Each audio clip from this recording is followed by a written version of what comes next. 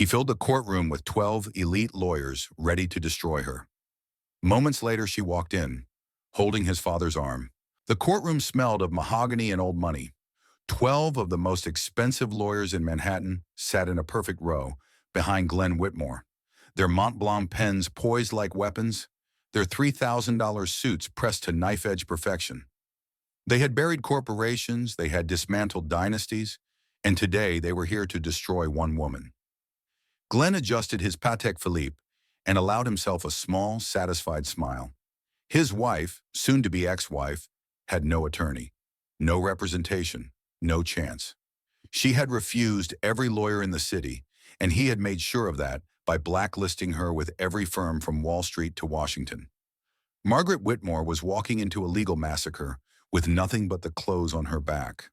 But Glenn had made one catastrophic miscalculation. He had forgotten to check who was walking in beside her. When those oak doors swung open and Glenn saw the man holding his wife's arm, the color drained from his face so completely that his lead attorney thought he was having a stroke. Because standing there, in a charcoal three-piece suit and a gaze cold enough to freeze hell itself, was George Whitmore. Glenn's father, the man who had built the Whitmore empire from nothing, the man who had written Glenn out of the will 6 months ago, the man Glenn hadn't spoken to in 2 years, and he was looking at his son like he was something rotting on the courtroom floor. This is the story of how a billionaire brought an army to destroy his wife, and how that army watched him destroy himself. 3 years earlier, Glenn Whitmore was on the cover of Forbes magazine. The Prince of Private Equity, they called him. At 25, he had already doubled his father's real estate portfolio. At 26, he had acquired 3 tech startups and flipped them for a combined $400 million. He was handsome, ruthless, and absolutely convinced that the universe had been designed specifically for his pleasure. The party that night was at the Carlyle, a celebration of Whitmore Capital's latest conquest, a hostile takeover of a family-owned hotel chain that had been operating for 4 generations. Glenn didn't care that he had put 3,000 people out of work. He cared that the champagne was Dom Perignon and that his picture would be in tomorrow's journal. That's when he saw her. Margaret Kelly wasn't supposed to be at the Carlyle that night. She was a graduate student at Columbia, working on her PhD in art history, and she had taken a weekend job as a coat check girl to help pay her rent. The catering company had called in 6 staff, so she had been pulled to serve champagne. She was wearing a simple black uniform, her chestnut hair pulled back in a practical ponytail, and she had absolutely no idea who Glenn Whitmore was. When he approached her with that predatory smile that had worked on models and heiresses, she had looked at him with such complete indifference that he felt genuinely confused. "Can I help you with something?" she had asked, not charmed, not impressed, just mildly curious why this man was blocking her path to the kitchen. Glenn wasn't used to indifference. He was used to women calculating his net worth within 30 seconds of meeting him. He was used to being pursued, not ignored. "I'm Glenn Whitmore," he said, as if that explained everything. Margaret tilted her head. "Okay, and I'm trying to get these empty glasses back to the kitchen before my manager yells at me. So if you'll excuse me." She walked around him. She actually walked around him. Glenn stood there, champagne flute frozen midair, watching this woman in a catering uniform dismiss him like he was nobody. And something clicked in his brain. Something obsessive, something possessive, something that would eventually curdle into cruelty. He wanted her, not because he loved her. Glenn Whitmore didn't know how to love. He wanted her because she was the first person who hadn't wanted him back. The pursuit was relentless. Flowers arrived at Margaret's tiny apartment in Washington Heights. Roses, then orchids, then rare peonies flown in from Japan. She gave them to her elderly neighbor, Mrs. Kowalski, who thought she had a secret admirer. Glenn showed up at Columbia sitting in the back of her Renaissance art lecture like a stalker in a Brioni suit. She ignored him and talked about Caravaggio's use of chiaroscuro for 90 minutes without once looking in his direction. He bought the building her apartment was in. When she found out, she moved to a smaller place in the Bronx. Most men would have taken the hint. Glenn took it as a challenge. Finally, after 6 months of pursuit, he did something that caught her attention. He didn't buy her something. He listened to her. She had mentioned exactly once during a brief conversation he had cornered her into at a coffee shop near campus that her dream was to restore a small church in her hometown of Beaumont, Texas. The church had been built by her great-great-grandfather, a freed slave who had become a carpenter. It had fallen into disrepair after Hurricane Harvey, and the congregation couldn't afford the repairs. 3 weeks later, Glenn handed her a folder. Inside was documentation showing that the Whitmore Foundation had anonymously funded the complete restoration of St. Michael's Baptist Church in Beaumont. New roof, new foundation, stained glass windows repaired by artisans from Italy, a community center added in the back. Margaret had looked at the folder, then at Glenn, and for the first time, she hadn't seen a billionaire playing games. She had seen someone who had actually paid attention. "Why?" she asked. "Because you care about it," Glenn said, "and I wanted to understand what that felt like. Caring about something that doesn't make money." It was the most honest thing he had ever said. It was also the most manipulative, because Glenn had learned that Margaret couldn't be bought with diamonds. She could only be bought with the appearance of depth. They were married 8 months later in a ceremony that made the front page of the New York Times style section. The headline read, "Billionaire finds his heart in a coat-check girl." Margaret's family flew in from Texas. Her mother cried. Her grandmother held her face and whispered, "Baby, are you sure? That boy got cold eyes." Margaret had laughed and said, "Grandma, you watch too many soap operas." But her grandmother had watched her granddaughter walk down the aisle with the same expression she had worn at funerals. The first year was a carefully constructed illusion. Glenn took Margaret to Paris, to Tokyo, to a private island in the Maldives. He introduced her to his world, the galas, the yacht parties, the weekends in the Hamptons where billionaires complained about their tax rates while their staff served lobster. Margaret tried to fit in. She really did. But she made the mistake of being genuine in a world that valued performance. At a charity auction in Greenwich, she had asked a hedge fund manager's wife why they were raising money to build a new wing on a museum when there were homeless shelters closing downtown. The woman had looked at her like she had started speaking in tongues. "Darling," the woman had said, her voice dripping with condescension, "we don't actually want to solve problems. We want to be photographed caring about them. There's a difference." Margaret had excused herself and spent the rest of the evening in the bathroom, wondering what world she had married into. Glenn found her later, mascara smudged, and instead of comforting her, he had sighed with the exhaustion of a man burdened by a slow student. "You need to learn the rules, Margaret. These people are important. You can't embarrass me by asking real questions.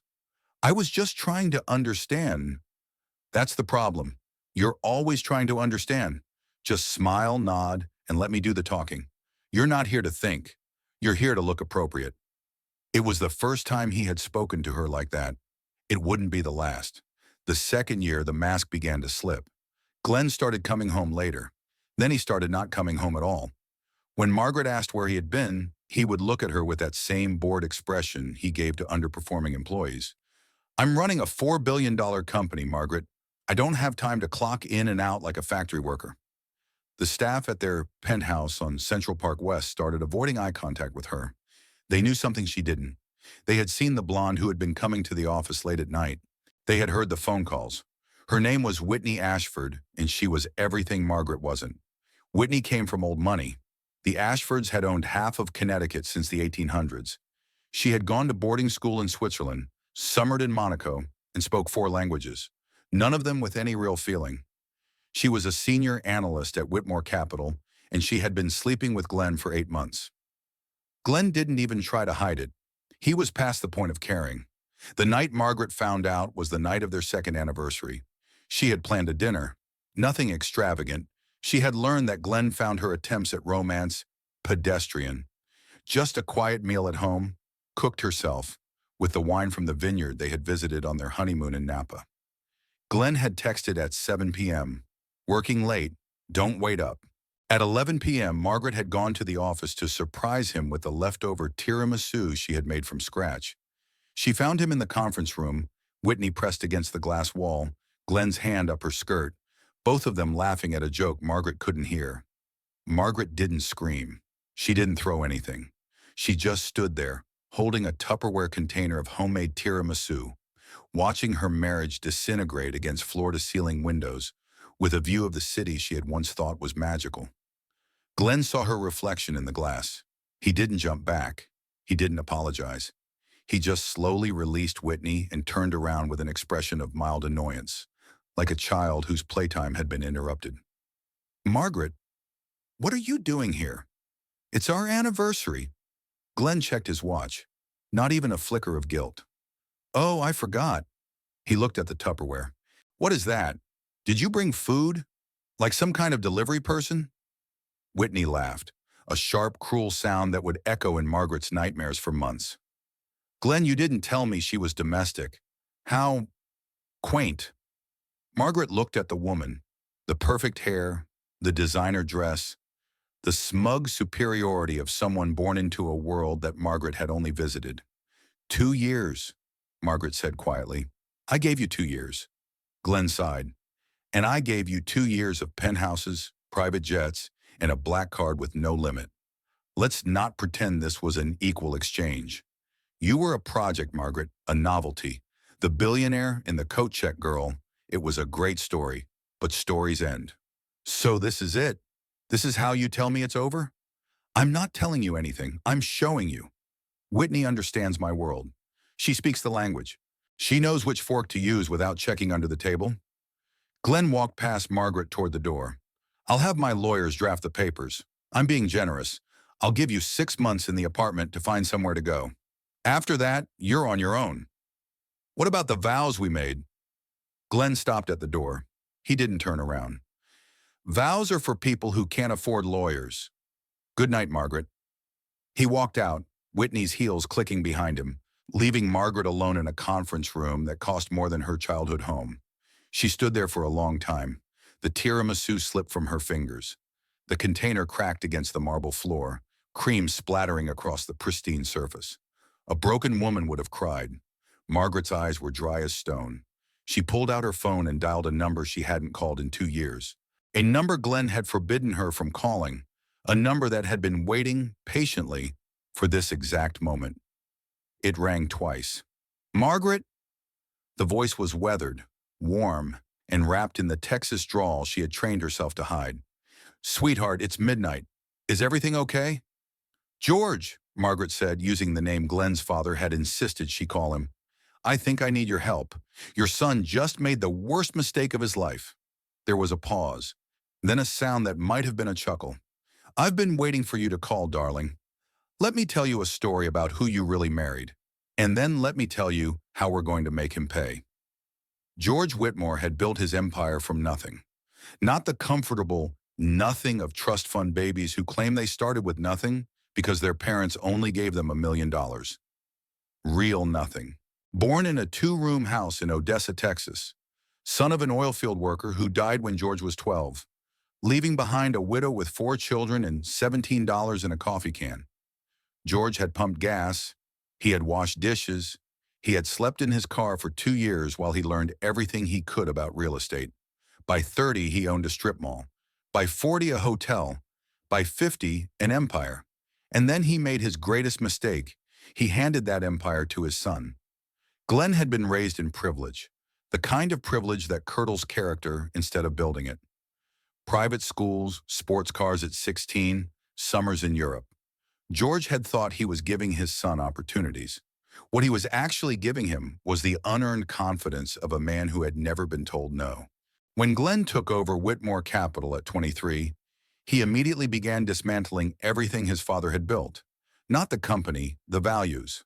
George had always believed in fair dealing, in partnerships that benefited both parties, in treating employees like human beings. Glenn believed in leverage, in exploitation, in squeezing every last drop of profit from every interaction, regardless of who got hurt. The fight that ended their relationship happened 2 years ago, 6 months before Margaret found Glenn with Whitney. George had discovered that Glenn was planning to demolish a low-income housing complex in the Bronx, a complex that George had specifically preserved because it had been his first major project, and because 400 families lived there who couldn't afford anywhere else. "Those families have leases," George had said, standing in Glenn's office, his voice shaking with a rage he had never felt toward his own blood. Leases expire, and that land is worth $200 million as luxury condos. I built that complex with my own hands. I laid the foundation. Those people are not my problem. They're yours if you want them. I'll sell you the building at market rate. Otherwise, it's coming down in March. George had looked at his son, really looked at him, and seen something he had been avoiding for years. Glenn's eyes were empty, not evil necessarily, just absent, like a beautiful house with no one living inside. I don't know what happened to you, George had said quietly, but you're not my son anymore. You're something else, something I don't recognize. Maybe I'm just what you made me. No, I made mistakes, but I didn't make this. You chose this. George had walked out and never looked back. He moved to a ranch in Montana, signed over his remaining shares to a charitable trust, and tried to forget he had ever had a son. And then Margaret had called. The next 6 months were a master class in patience. George flew to New York and met Margaret at a diner in Queens. Nowhere near the Upper East Side. Nowhere Glenn's people would spot them. He sat across from the woman his son had discarded and saw something that surprised him. Margaret wasn't broken. She was furious. And fury, properly channeled, is the most powerful force in the world. Tell me everything, George said. And she did. The affairs, not just Whitney, but 3 others before her. The financial manipulation. Glenn had been quietly moving assets into offshore accounts for years, hiding money from the very company his father had built. The employees he had fired for sport, the competitors he had destroyed not for profit but for pleasure. The way he had spoken to Margaret like she was staff rather than his wife. George listened without interrupting. When she finished, the coffee had gone cold and the sun was setting over the city. I want to divorce him, Margaret said, but every lawyer I've contacted suddenly becomes unavailable. He's blacklisted me. I can't even get a consultation. George smiled. It wasn't a warm smile. It was the smile of a man who had spent 50 years in business and knew exactly how the game was played. You don't need a lawyer, sweetheart. What do you mean? I mean that Glenn is so focused on destroying you that he's forgotten who taught him everything he knows. He thinks he's smart. He's not. He's clever. There's a difference. Smart people anticipate. Clever people react. And I've been anticipating this moment for 2 years. George reached into his jacket and pulled out a folder. What's that? That is every hidden account Glenn has opened in the last 5 years. Every offshore shell company. Every transferred asset he never reported. I hired forensic accountants the day I disowned him. I knew he was a snake. I just didn't know which way he would slither. Margaret looked at the documents. Numbers swam in front of her eyes. Millions upon millions that Glenn had stolen from his own company, from his own family. This is illegal. Very, the IRS would be extremely interested. So would the SEC. So would about a dozen partners who were told those funds were lost in bad investments. Why are you showing me this? George leaned forward. His eyes were the same blue as his son's, but where Glenn's were cold, George's burned. Because you're going to walk into that courtroom, and you're going to watch Glenn bring his army of lawyers, and you're going to let him think he's already won. And then, at the exact right moment, we're going to take everything from him. Not because I hate my son, but because my son needs to learn that there are consequences. And you, Margaret, are going to be the consequence he never saw coming. The divorce filing came 3 months later. Glenn's lawyers served Margaret with papers that were designed to humiliate. 0 alimony, no asset division, a gag order preventing her from speaking about the marriage, and an accusation, carefully worded but clearly implied, that Margaret had been unfaithful. Projection, the classic move of a guilty man. Glenn expected her to fight, to hire some second-rate attorney who would negotiate for scraps. Instead, Margaret did something that confused everyone. She accepted. She signed the papers agreeing to 0 alimony. She signed the papers agreeing to no asset division. She waived her right to contest. Glenn was so surprised that he actually called her. What are you doing? What you wanted, signing. You're not going to fight? Fight for what? You've already taken everything. Glenn laughed. It was the laugh of a man who had won. I knew you'd see reason. The hearing is next month. Just a formality to finalize everything. Try to wear something nice, would you? I don't want the judge to think I married a vagrant. He hung up. Margaret put down the phone and allowed herself one small smile. He had no idea what was coming. The weeks before the hearing, Glenn was everywhere. He appeared at galas with Whitney on his arm, introducing her as the future Mrs. Whitmore. He gave interviews where he called his first marriage a charitable mistake and praised himself for trying to elevate someone who couldn't be elevated. The tabloids ate it up. Billionaire moves on from coat check wife was the kindest headline. Margaret said nothing. She had moved out of the penthouse and into a small apartment in Brooklyn that George had arranged under a different name. She worked on her dissertation. She visited St. Michael's Baptist Church in Beaumont, now fully restored and thriving. She waited. 3 days before the hearing, she received a text from George. It's time. She packed a single bag and flew to Montana. George's ranch was modest by billionaire standards. 3,000 acres of rolling hills, a main house with only 6 bedrooms, a stable with 12 horses. He met her at the airport himself, driving a beat-up Ford pickup that he'd owned since the 1980s. You ready for this? He asked as they drove toward the mountains. I've been ready since the night I found him with her. It's going to get ugly. Glenn won't go down without a fight. Good, I want him to fight. I want him to use every weapon he has. And then I want to watch his face when he realizes none of them work. George glanced at her. In that moment, he saw something he hadn't seen since his own wife passed. A woman of genuine steel. You know, he said, when Glenn first brought you home, I thought he'd made a mistake. A coat check girl from Texas? It seemed like a phase. But I watched you over those 2 years. I watched how you treated the staff, how you asked questions instead of giving orders, how you looked at all that money like it was a test rather than a prize. And I realized that Glenn was the one who made the mistake. He found a diamond and thought it was costume jewelry. Margaret didn't respond. The mountains were growing larger through the windshield, purple and gold in the evening light. George, can I ask you something? Anything. Do you still love him, even after everything? The old man was quiet for a long moment. He's my son. I'll always love him. But love doesn't mean enabling. Sometimes love means burning down everything someone built so they have a chance to build something better. That's what tomorrow's about. Not revenge, reconstruction. Even if Glenn never forgives me, maybe, just maybe, he'll become someone worth forgiving. They drove the rest of the way in silence. The day of the hearing dawned cold and gray over Manhattan. Glenn arrived at the courthouse at 8:45 a.m., 15 minutes early to ensure maximum visibility. His legal team filled 2 black SUVs, 12 attorneys in total, led by Harrison Beck, the most feared divorce lawyer on the Eastern Seaboard. Beck had never lost a case. His hourly rate was $2,500, and he was worth every penny if you wanted to annihilate someone legally. The photographers were already waiting. Glenn had tipped them off personally. He stepped out of his Maybach wearing a navy Tom Ford suit, a burgundy tie, and the expression of a man who had already won. Whitney was at home.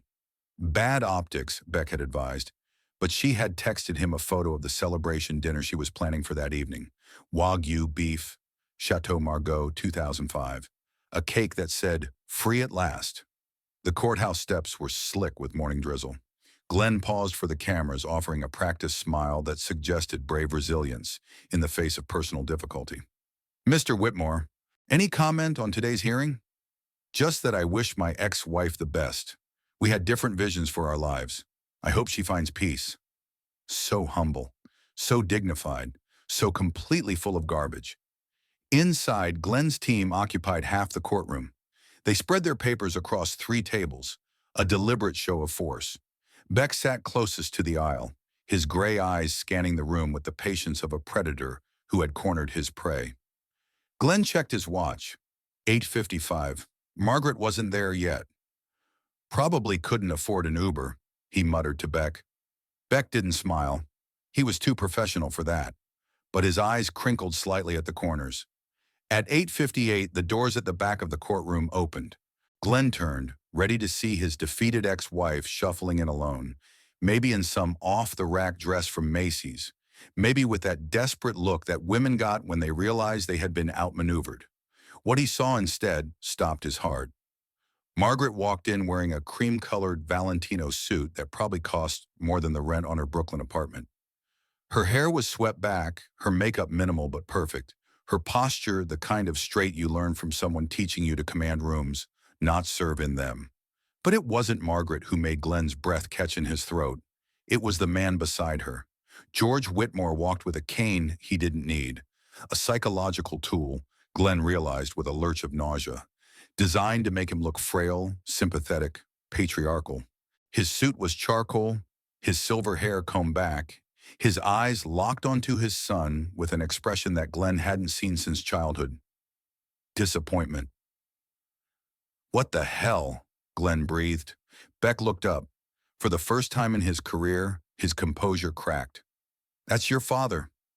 "I know who it is. You said he was in Montana. You said he hadn't spoken to you in 2 years. He hasn't. Then why is he holding your wife's arm like he's walking her down the aisle?" Glenn didn't have an answer. The blood was rushing in his ears so loudly that he almost didn't hear the bailiff call the court to order. Judge Patricia Chen was 63 years old and had been on the bench for 22 years. She had seen every trick, every manipulation, every sob story that wealthy people concocted to destroy each other in divorce court. Nothing surprised her anymore. Until today. She looked at the plaintiff's table, 12 attorneys, hundreds of thousands of dollars in legal fees, enough paper to deforest a small nation. Then she looked at the respondent's table, one woman, one elderly man, and a single folder. "Mrs. Whitmore," Judge Chen said, peering over her glasses, "I see you've declined representation." Margaret stood. Her voice was clear and steady. "I have declined legal representation, Your Honor, but I have not declined support. This is George Whitmore, my father-in-law." "Former father-in-law," Glenn snapped. "Technically still current, as the divorce isn't finalized," George said mildly. He didn't look at Glenn. "Your Honor, I'm not here as an attorney. I'm here as a witness, and I have documents I believe the court will find illuminating."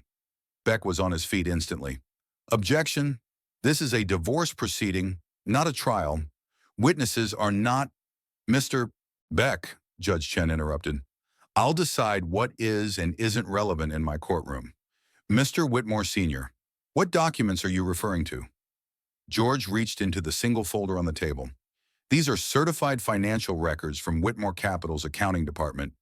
They show a pattern of asset concealment and fraudulent transfer spanning the last 5 years. My son," he finally looked at Glenn, "has been systematically hiding marital assets in offshore accounts, shell corporations, and falsified investment losses.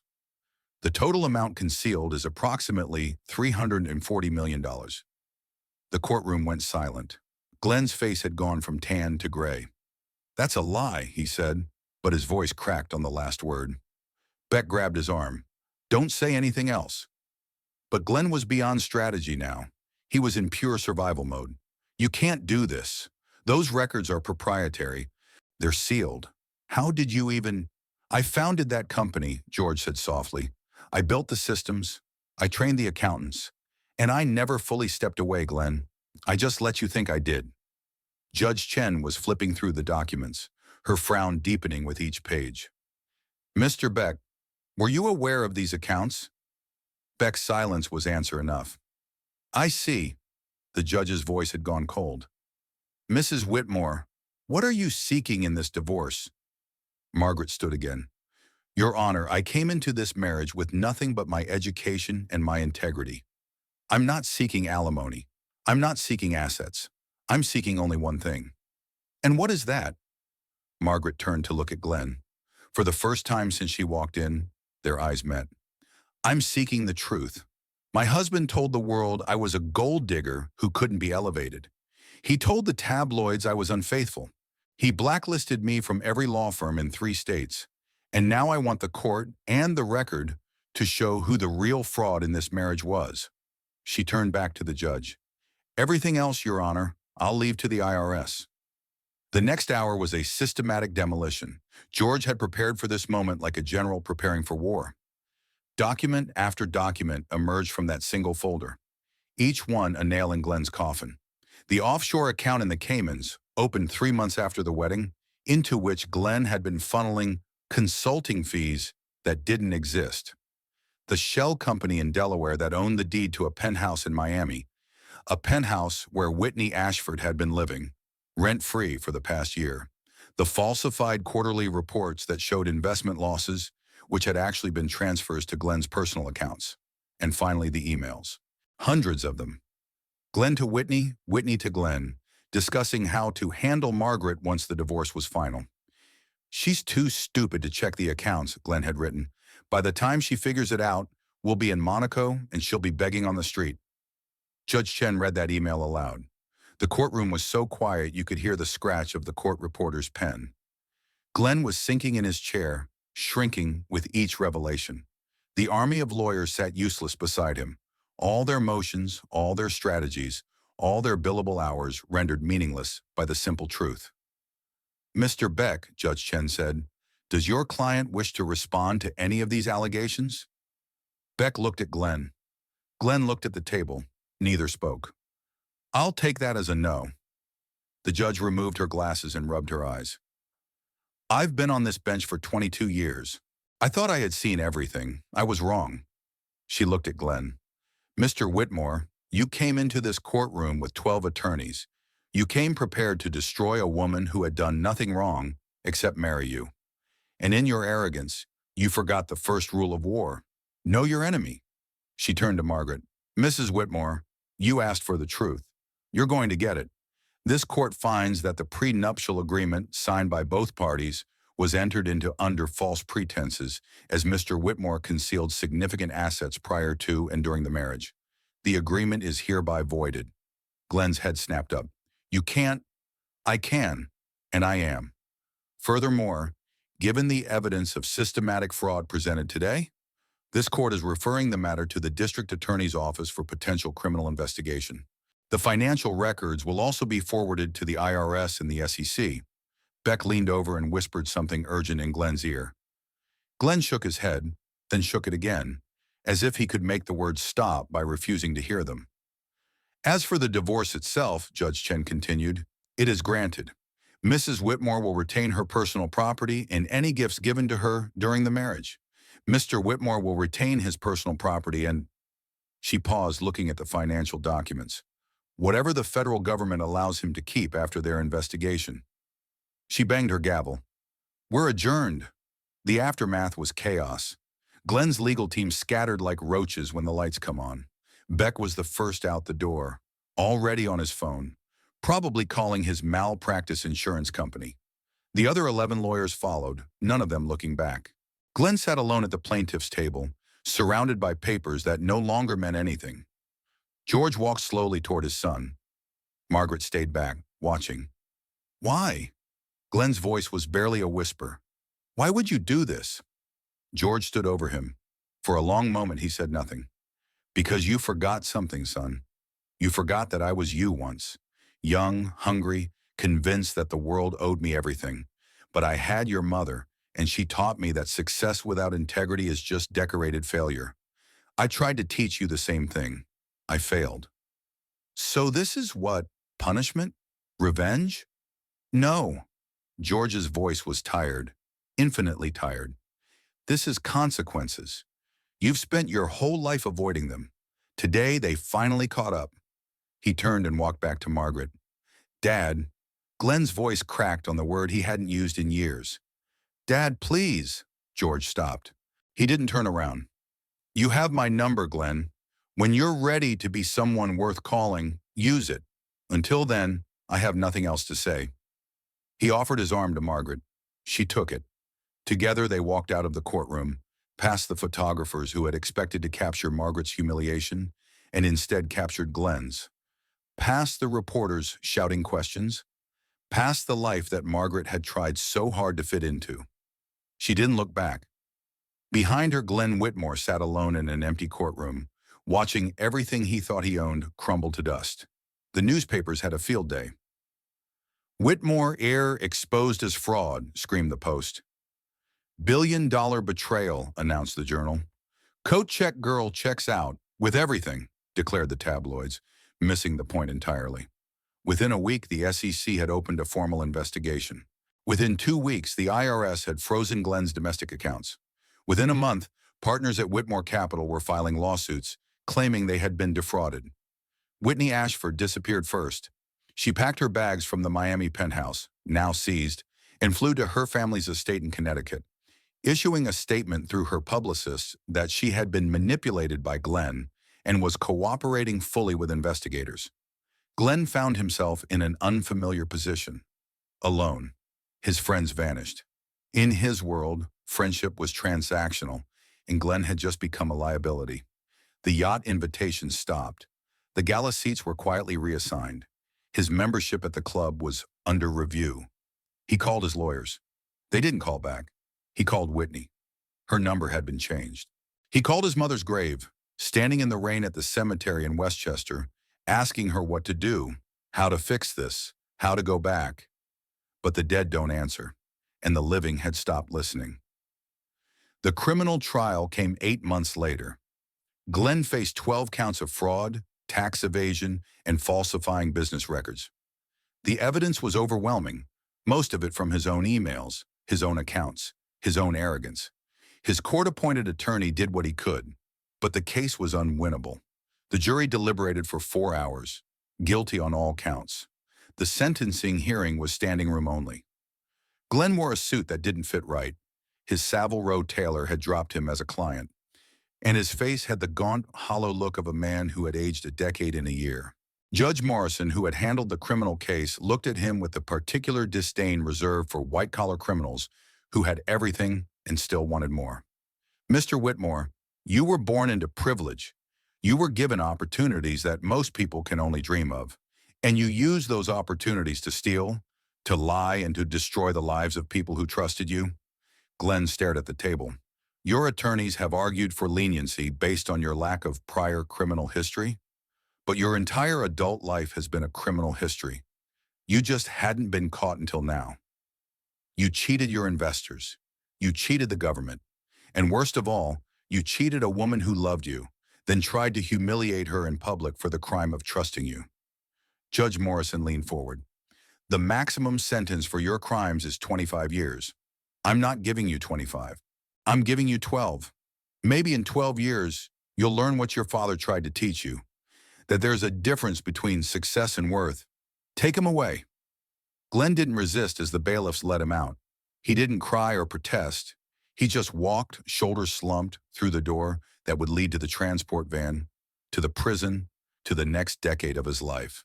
As the door closed behind him, he caught one last glimpse of the gallery. George was there, in the back row. Their eyes met for half a second. Then the door closed, and Glenn Whitmore was gone. The community center attached to St. Michael's Baptist Church in Beaumont, Texas, was hosting its annual Thanksgiving dinner. Margaret stood in the kitchen wearing jeans and a flour-dusted apron, helping the church ladies mash potatoes. She had earned her PhD 2 years ago and was now teaching art history at a small college in Houston. The salary was modest. The life was rich. Dr. Kelly, you missed a lump, Mrs. Patterson said, pointing at the pot. It's Margaret, Mrs. Patterson. After 5 Thanksgivings, I think we're past formality. You earned that doctorate, child. I'm going to use it. Through the window, Margaret could see the community center filling up. Families from the neighborhood, elderly folks from the congregation, kids running between the tables. The center had become a hub for the community. After-school programs, job training, Sunday dinners for anyone who needed a meal. George had funded most of it, anonymously. Margaret ran the programs. Together, they had built something that actually mattered. Speaking of George, she spotted his silver hair through the window.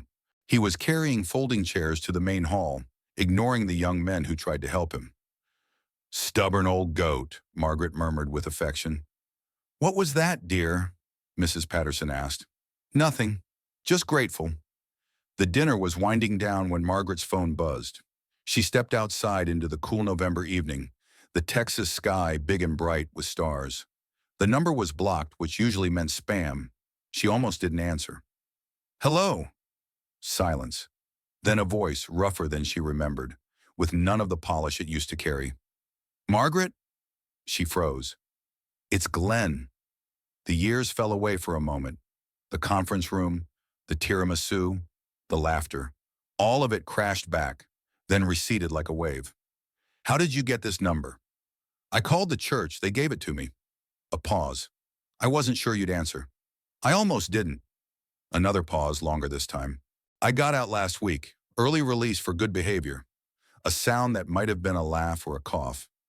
Turns out I'm good at following rules when there are actual consequences. Margaret didn't respond. I'm not calling to ask for anything, Glenn continued. I know I don't have that right. I wanted to tell you that I'm sorry.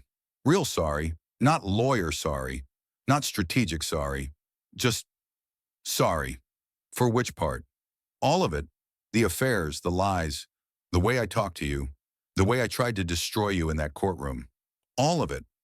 Margaret looked up at the stars. They hadn't changed. They never did. Why are you telling me this now? Because I spent 7 years in a cell thinking about who I was and who I could have been. And I realized that the worst thing I ever did wasn't stealing money or lying to investors. The worst thing I ever did was having someone who actually loved me and treating her like she was nothing. His voice cracked. You weren't nothing, Margaret. You were everything. And I was too blind to see it. I needed you to know that. Before I try to figure out what comes next. Margaret was quiet for a long moment. Through the window, she could see George organizing the cleanup, could see the families heading home full and warm, could see the life she had built from the ashes of the one Glenn had burned down. Glenn, I'm not going to tell you it's okay, because it wasn't. What you did damaged me in ways I'm still working through. I know. But I'm not going to tell you it destroyed me either, because it didn't. I'm teaching now. I have a community. I have your father, who's been more family to me than you ever were. He won't take my calls.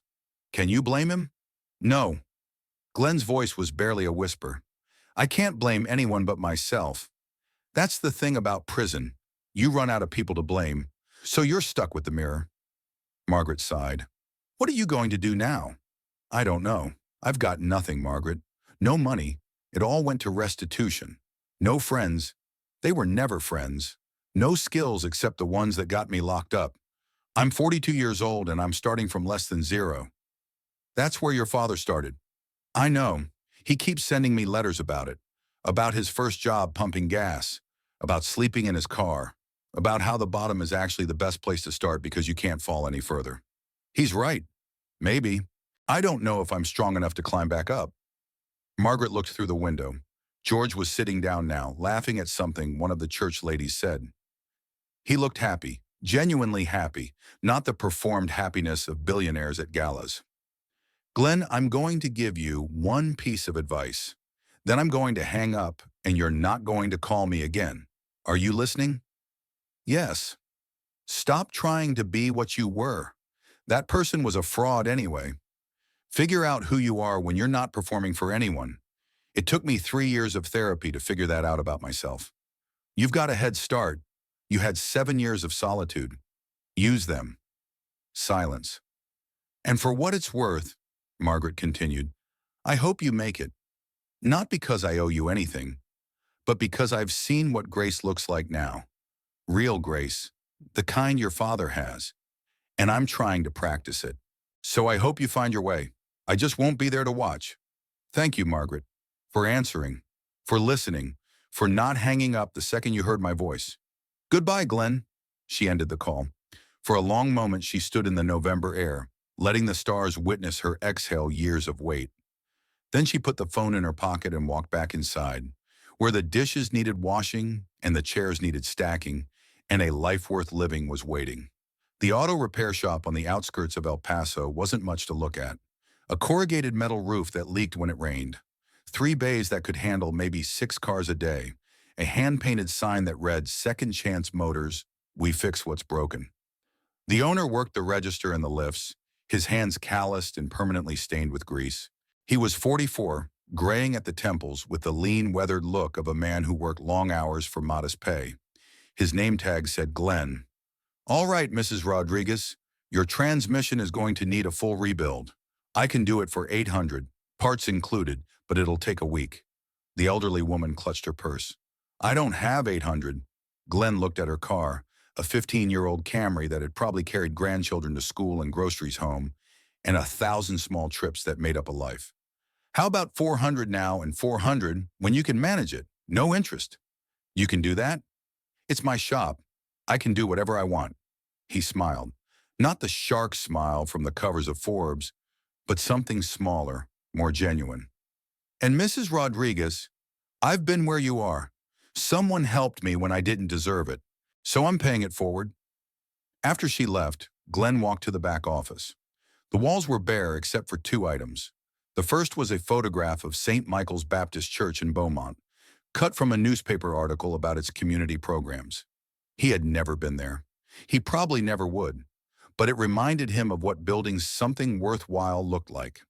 The second was a letter, framed and hung where he could see it every day. It had arrived 6 months ago, postmarked from a ranch in Montana. Glenn, I heard about the shop. I heard about Mrs. Rodriguez and the others like her.